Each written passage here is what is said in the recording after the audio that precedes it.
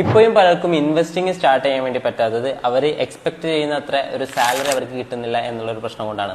ശരിക്കും പറഞ്ഞിട്ടുണ്ടെങ്കിൽ ഒരു എക്സാമ്പിൾ പറയുകയാണെന്നുണ്ടെങ്കിൽ നിങ്ങളൊരു 25,000 ആണ് ഇപ്പം സാലറി വാങ്ങിക്കുന്നതെന്നുണ്ടെങ്കിൽ അവർക്ക് ശരിക്കും പറഞ്ഞിട്ടുണ്ടെങ്കിൽ ഓക്കെ ഒരു 50,000 അല്ലെങ്കിൽ ഒരു 45,000 ഒക്കെ സാലറി കിട്ടിയിട്ടുണ്ടെങ്കിൽ നമുക്ക് ഇൻവെസ്റ്റിംഗ് സ്റ്റാർട്ട് ചെയ്യാം എന്ന് എക്സ്പെക്ട് ചെയ്തിട്ടായിരിക്കും ഒരുപാട് ആൾക്കാർ നിൽക്കുന്നുണ്ടാവും. മനസ്സിലാക്കേണ്ട കാര്യം എന്താ വെച്ചിട്ടുണ്ടെങ്കിൽ നിങ്ങൾക്ക് ഇപ്പം കിട്ടുന്ന 25,000 നിങ്ങൾക്ക് സാലറി മാറ്റി വെച്ചിട്ട് ഇൻവെസ്റ്റ് ചെയ്യാൻ വേണ്ടി പറ്റിയിട്ടില്ല എന്നുണ്ടെങ്കിൽ ഒരിക്കലും നിങ്ങൾക്ക് 45,000 50,000 ഇനിയിപ്പോൾ 1 lakh rupees നിങ്ങൾക്ക് സാലറി കിട്ടിയിട്ടുണ്ടെങ്കിലും നിങ്ങൾക്ക് അതിൽ നിന്ന് എടുത്ത് ഇൻവെസ്റ്റ് ചെയ്യാൻ വേണ്ടി പറ്റില്ല എന്നുള്ളതാണ്. ആക്ച്വലി അതിന് കാരണം നമ്മുടെ ഹ്യൂമൻ ഇമോഷൻസ് തന്നെയാണ്. ഇപ്പം സാലറി 25,000 ആണെങ്കിലും 50,000 ആണെങ്കിലും 1 lakh ആണെന്നുണ്ടെങ്കിലും ഇപ്പം 10 lakhs ആണെന്നുണ്ടെങ്കിലും അതിന്റെ ഒരു നിശ്ചിത പെർസെന്റേജ് എപ്പോഴും നിങ്ങൾക്ക് ഇൻവെസ്റ്റ് ചെയ്യാൻ വേണ്ടി പറ്റുകയാണെന്നുണ്ടെങ്കിൽ നിങ്ങൾക്ക് ലോങ് ടേമിലേക്ക് അതിപ്പം എത്ര വലിയ സാലറിയിലേക്ക് പോകണമെങ്കിലും എത്ര ചെറിയ സാലറിയിലേക്ക് പോകണമെങ്കിലും നിങ്ങൾക്ക് കൺസിസ്റ്റന്റ് ആയിട്ട് ഇൻവെസ്റ്റ് ചെയ്യാൻ വേണ്ടി പറ്റും എന്നുള്ളതാണ്. ഇപ്പൊ അതിൽ തന്നെ കൂടുതൽ ആൾക്കാരും കൺഫ്യൂസ്ഡ് ആയിട്ട് നിൽക്കുന്നത് സാലറിയുടെ എത്ര പെർസെന്റേജോളം ഇൻവെസ്റ്റ് ചെയ്തിരിക്കണം എന്നുള്ളതാണ്. അതിൽ നിങ്ങൾക്ക് കുറച്ചും കൂടി ഈസി ആയിട്ട് അപ്ലൈ ചെയ്യാൻ വേണ്ടി പറ്റുന്നതാണ് ഈ 50-30-20 റൂൾ എന്ന് പറയുന്നത്.